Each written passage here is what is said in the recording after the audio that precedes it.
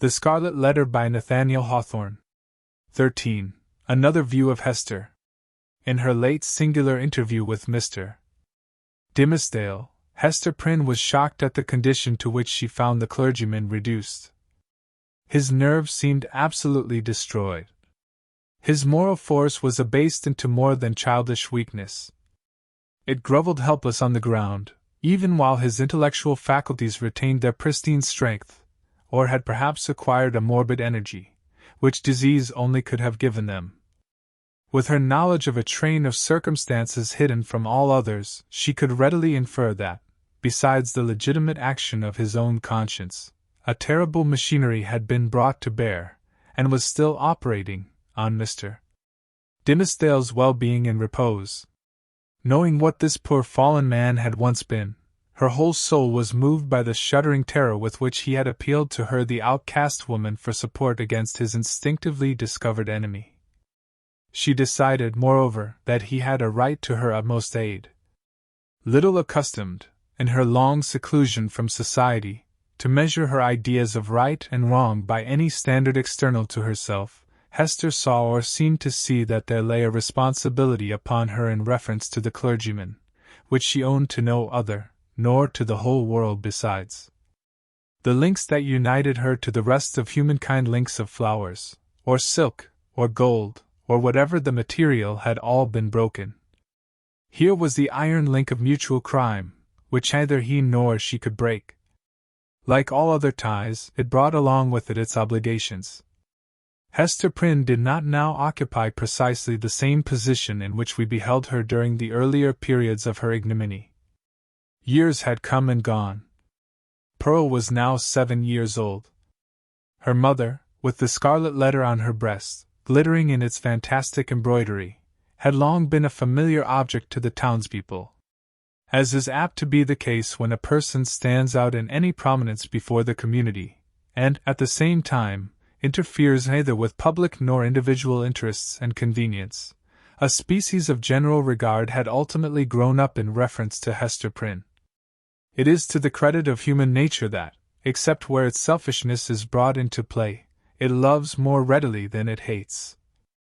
Hatred, by a gradual and quiet process, will even be transformed to love, unless the change be impeded by a continually new irritation of the original feeling of hostility. In this matter of Hester Prynne there was neither irritation nor irksomeness. She never battled with the public, but submitted uncomplainingly to its worst usage. She made no claim upon it in requital for what she suffered. She did not weigh upon its sympathies. Then, also, the blameless purity of her life during all these years in which she had been set apart to infamy was reckoned largely in her favor. With nothing now to lose, in the sight of mankind, and with no hope, and seemingly no wish, of gaining anything, it could only be a genuine regard for virtue that had brought back the poor wanderer to its paths. It was perceived, too, that while Hester never put forward even the humblest title to share in the world's privileges further than to breathe the common air and earn daily bread for little Pearl and herself by the faithful labor of her hands, she was quick to acknowledge her sisterhood with the race of man whenever benefits were to be conferred. None so ready as she to give of her little substance to every demand of poverty, even though the bitter-hearted pauper threw back a gibe in requital of the food brought regularly to his door, or the garments wrought for him by the fingers that could have embroidered a monarch's robe. None so self-devoted as Hester when pestilence stalked through the town. In all seasons of calamity, indeed, whether general or of individuals, the outcast of society at once found her place. She came, not as a guest, but as a rightful inmate, into the household that was darkened by trouble, as if its gloomy twilight were a medium in which she was entitled to hold intercourse with her fellow creature. There glimmered the embroidered letter, with comfort in its unearthly ray. Elsewhere the token of sin, it was the taper of the sick chamber. It had even thrown its gleam, in the sufferer's hard extremity, across the verge of time. It had shown him where to set his foot, while the light of earth was fast becoming dim, and ere the light of futurity could reach him. In such emergencies Hester's nature showed itself warm and rich, a wellspring of human tenderness, unfailing to every real demand, and inexhaustible by the largest. Her breast, with its badge of shame, was but the softer pillow for the head that needed one. She was self-ordained a sister of mercy, or, we may rather say, the world's heavy hand had so ordained her, when neither the world nor she looked forward to this result. The letter was the symbol of her calling. Such helpfulness was found in her, so much power to do, and power to empathize, that many people refused to interpret the Scarlet A by its original signification. They said that it meant able, so strong was Hester Prynne, with a woman's strength. It was only the darkened house that could contain her. When sunshine came again, she was not there. Her shadow had faded across the threshold. The helpful inmate had departed, without one backward glance to gather up the meed of gratitude, if any were in the hearts of those whom she had served so zealously. Meeting them in the street, she never raised her head to receive their greeting. If they were resolute to accost her, she laid her finger on the scarlet letter, and passed on. This might be pride, but was so like humility, that it produced all the softening influence of the latter quality on the public mind. The public is despotic in its temper. It is capable of denying common justice when too strenuously demanded as a right, but quite as frequently it awards more than justice, when the appeal is made, as despots love to have it made, entirely to its generosity. Interpreting Hester Prynne's deportment as an appeal of this nature, society was inclined to show its former victim a more benign countenance than she cared to be favored with, or, perchance, than she deserved. The rulers, and the wise and learned men of the community, were longer in acknowledging the influence of Hester's good qualities than the people. The prejudices which they shared in common with the latter were fortified in themselves by an iron framework of reasoning that made it a far tougher labor to expel them. Day by day, nevertheless, their sour and rigid wrinkles were relaxing into something which, in the due course of years, might grow to be an expression of almost benevolence. Thus it was with the men of rank, on whom their eminent position imposed the guardianship of the public morals. Individuals in private life, meanwhile, had quite forgiven Hester Prynne for her frailty. Nay, more, they had begun to look upon the scarlet letter as the token, not of that one sin for which she had borne so long and dreary a penance, but of her many good deeds since. "Do you see that woman with the embroidered badge?" they would say to strangers. "It is our Hester, the town's own Hester, who is so kind to the poor, so helpful to the sick, so comfortable to the afflicted." Then, it is true, the propensity of human nature to tell the very worst of itself, when embodied in the person of another, would constrain them to whisper the black scandal of bygone years. It was none the less a fact, however, that in the eyes of the very men who spoke thus, the scarlet letter had the effect of the cross on a nun's bosom. It imparted to the wearer a kind of sacredness, which enabled her to walk securely amid all peril. Had she fallen among thieves, it would have kept her safe. It was reported, and believed by many, that an Indian had drawn his arrow against the badge, and that the missile struck it, and fell harmless to the ground. The effect of the symbol, or rather, of the position in respect to society that was indicated by it on the mind of Hester Prynne herself, was powerful and peculiar. All the light and graceful foliage of her character had been withered up by this red-hot brand, and had long ago fallen away, leaving a bare and harsh outline, which might have been repulsive had she possessed friends or companions to be repelled by it. Even the attractiveness of her person had undergone a similar change. It might be partly owing to the studied austerity of her dress, and partly to the lack of demonstration in her manners. It was a sad transformation, too, that her rich and luxuriant hair had either been cut off, or was so completely hidden by a cap, that not a shining lock of it ever once gushed into the sunshine. It was due in part to all these causes, but still more to something else, that there seemed to be no longer anything in Hester's face for love to dwell upon, nothing in Hester's form, though majestic and statue-like, that passion would ever dream of clasping in its embrace, nothing in Hester's bosom to make it ever again the pillow of affection. Some attribute had departed from her, the permanence of which had been essential to keep her a woman. Such is frequently the fate, and such the stern development, of the feminine character and person, when the woman has encountered, and lived through, an experience of peculiar severity. If she be all tenderness, she will die. If she survive, the tenderness will either be crushed out of her, or, and the outward semblance is the same, crushed so deeply into her heart that it can never show itself more. The latter is perhaps the truest theory. She who has once been a woman, and ceased to be so, might at any moment become a woman again, if there were only the magic touch to effect the transformation. We shall see whether Hester Prynne were ever afterwards so touched and so transfigured. Much of the marble coldness of Hester's impression was to be attributed to the circumstance that her life had turned, in a great measure, from passion and feeling to thought. Standing alone in the world, alone, as to any dependence on society, and with little Pearl to be guided and protected, alone, and hopeless of retrieving her position, even had she not scorned to consider it desirable, she cast away the fragment of a broken chain. The world's law was no law for her mind.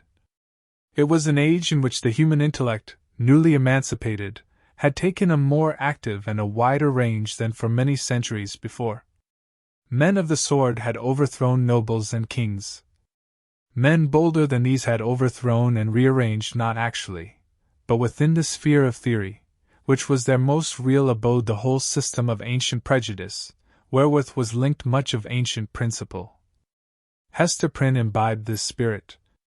She assumed a freedom of speculation then common enough on the other side of the Atlantic, but which our forefathers, had they known it, would have held to be a deadlier crime than that stigmatized by the Scarlet Letter. In her lonesome cottage by the sea-shore, thoughts visited her such as dared to enter no other dwelling in New England, shadowy guests, that would have been as perilous as demons to their entertainer, could they have been seen so much as knocking at her door.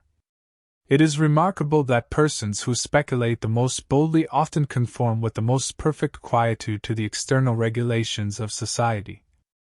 The thought suffices them, without investing itself in the flesh and blood of action. So it seemed to be with Hester. Yet, had little Pearl never come to her from the spiritual world, it might have been far otherwise. Then she might have come down to us in history, hand in hand with Anne Hutchinson, as the foundress of a religious sect. She might, in one of her phases, have been a prophetess. She might, and not improbably would, have suffered death from the stern tribunals of the period, for attempting to undermine the foundations of the Puritan establishment. But in the education of her child, the mother's enthusiasm of thought had something to wreak itself upon. Providence, in the person of this little girl, had assigned to Hester's charge the germ and blossom of womanhood, to be cherished and developed amid a host of difficulties. Everything was against her. The world was hostile. The child's own nature had something wrong in it which continually betokened that she had been born amidst the effluence of her mother's lawless passion, and often impelled Hester to ask, in bitterness of heart, whether it were for ill or good that the poor little creature had been born at all. Indeed, the same dark question often rose into her mind with reference to the whole race of womanhood. Was existence worth accepting even to the happiest among them?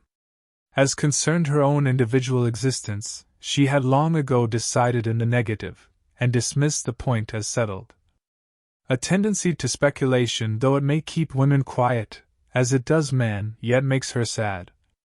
She discerns, it may be, such a hopeless task before her. As a first step, the whole system of society is to be torn down and built up anew.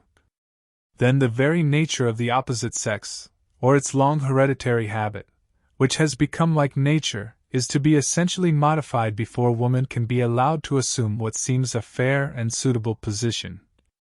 Finally, all other difficulties being obviated, woman cannot take advantage of these preliminary reforms until she herself shall have undergone a still mightier change, in which, perhaps, the ethereal essence, wherein she has her truest life, will be found to have evaporated. A woman never overcomes these problems by any exercise of thought.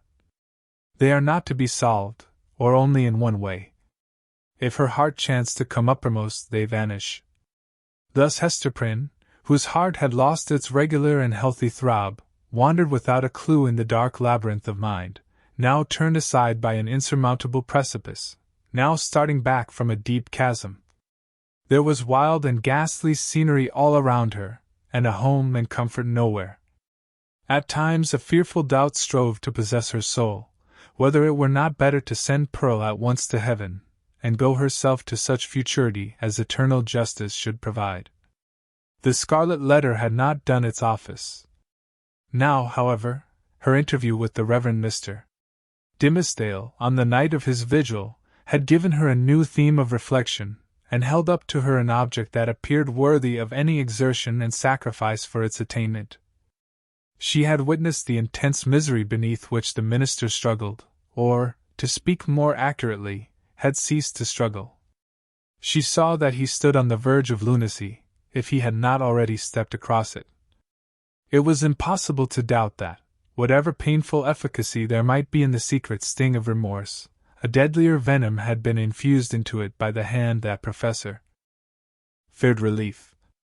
A secret enemy had been continually by his side, under the semblance of a friend and helper, and had availed himself of the opportunities thus afforded for tampering with the delicate springs of Mr. Dimmesdale's nature. Hester could not but ask herself whether there had not originally been a defect of truth, courage, and loyalty on her own part, in allowing the minister to be thrown into a position where so much evil was to be foreboded and nothing auspicious to be hoped. Her only justification lay in the fact that she had been able to discern no method of rescuing him from a blacker ruin than had overwhelmed herself except by acquiescing in Roger Chillingworth's scheme of disguise. Under that impulse she had made her choice, and had chosen, as it now appeared, the more wretched alternative of the two. She determined to redeem her error so far as it might yet be possible. Strengthened by years of hard and solemn trial, she felt herself no longer so inadequate to cope with Roger Chillingworth as on that night, abased by sin and half maddened by the ignominy that was still new, when they had talked together in the prison chamber. She had climbed her way since then to a higher point. The old man, on the other hand, had brought himself nearer to her level, or, perhaps, below it, by the revenge which he had stooped for. In fine, Hester Prynne resolved to meet her former husband, and do what might be in her power for the rescue of the victim on whom he had so evidently set his gripe. The occasion was not long to seek.